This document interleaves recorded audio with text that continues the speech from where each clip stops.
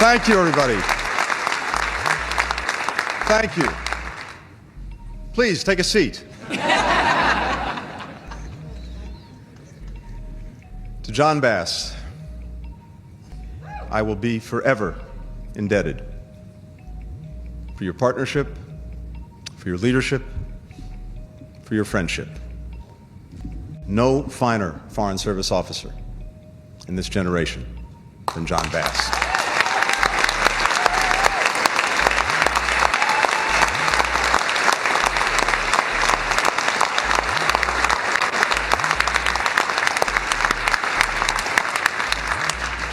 And if you'll allow me the privilege of just mentioning a few people as we get started. People who've been with me every step of the way, starting with the heart and soul of this institution, my Chief of Staff, your Chief of Staff, Susie George.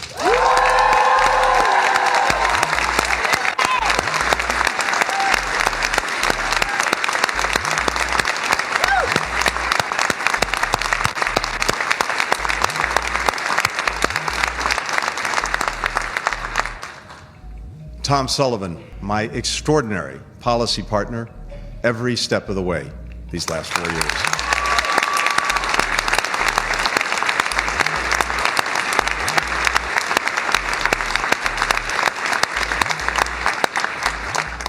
Jess Wright, our unflappable problem solver, every single day.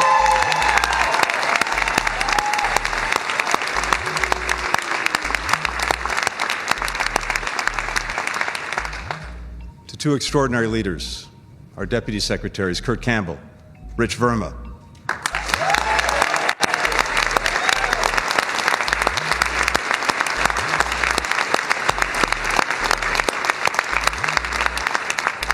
And their extraordinary predecessors, Wendy Sherman and Brian McKeon.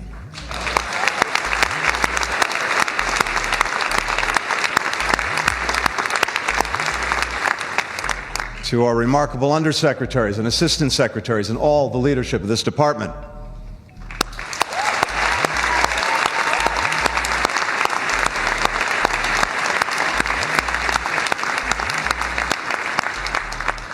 To my executive assistant, Paul Narain, and our special assistants.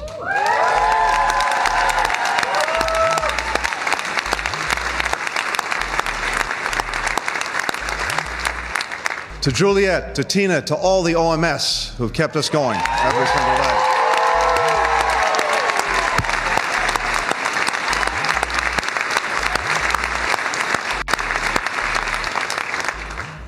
And probably to everyone in this room today. 32 years ago, I walked through those C Street doors.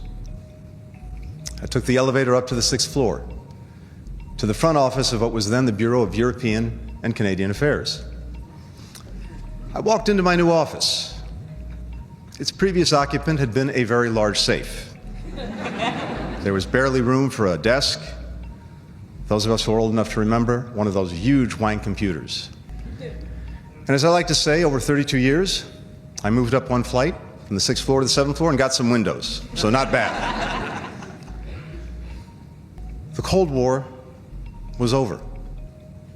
We were entering a new era, a time of hope, possibility, what was famously thought to be the end of history.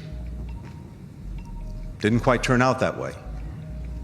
But here we are 32 years later, and that post-Cold War era that was just starting when I started is over. We're in a new time, a moment where there's an intense competition going on to try to shape what comes next.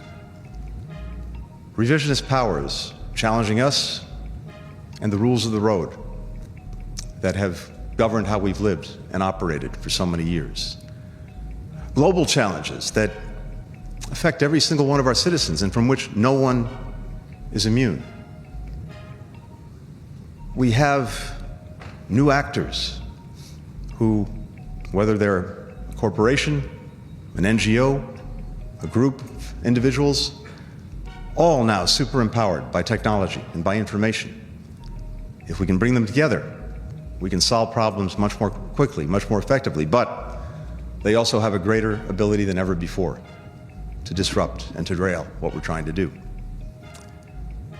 In short, this is a period, and in my experience over 32 years, I've never seen anything quite like it, where there's a greater multiplicity, complexity, interconnectedness of challenges than ever before, moving at warp speed.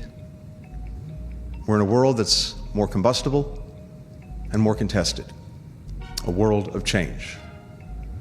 But even in that world of change, I hold on to some core beliefs, some constants that I wanted to share with you today. I believe in the power and the necessity of U.S. engagement and U.S. leadership. We know when we're not engaged, when we're not leading, then likely someone else is, and probably not in a way that advances our interests and values. Or maybe no one is. And then you're likely to have a vacuum that's filled by bad things before it's filled by good things. But equally, I believe in the power, in the necessity of cooperating and working with others, of our alliances and our partnerships, our comparative advantage around the world. America is so much better off when we're working with others, finding common cause, finding common purpose. And I believe in our ability, when we're at our best, unlike any other country, to rally others in common cause and common purpose. But maybe most important, I believe in you, in each and every one of you in this institution. You're the ones who are showing that engagement and that leadership every day. You're the ones who are building those partnerships, strengthening our alliances. You're the ones who are rallying the world in common cause when we need it most. You're driven by passion, commitment, expertise, patriotism. We come from different places, different experiences, different motivations and backgrounds. But I think what brings all of us together in this place, in this time, is that unique feeling that you get going to work every single day with the stars and stripes behind your back. I've watched you, I've worked with you, I've been inspired by you. I've seen you run into the burning buildings, not away from them. I've seen you get that peace agreement across the line at the last minute. I've seen you make sure that food and medicine can get to people who need it. I've seen you get Americans out of harm's way and get political prisoners out of jail. You serve in some of the hardest places. You ask the hardest questions. And you know that you have the extraordinary privilege of representing this country, representing our fellow citizens every day around the world. I believe in this community because that's what it is, a community.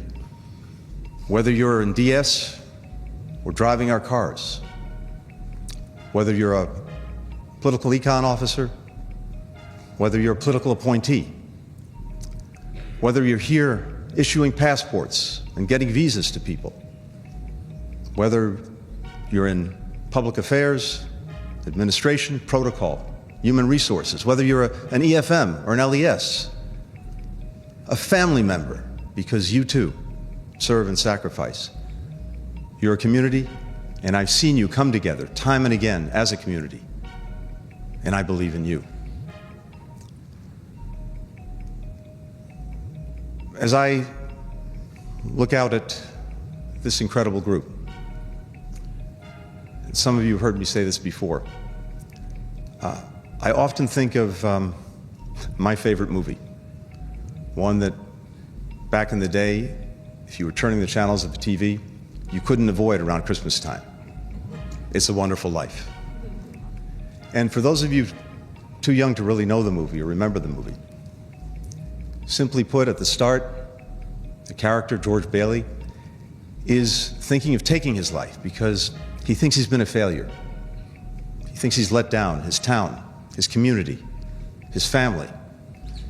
And then an angel taps him on the shoulder and shows him through the course of the movie what life would have been like in Bedford Falls for his family, for his community, for his town.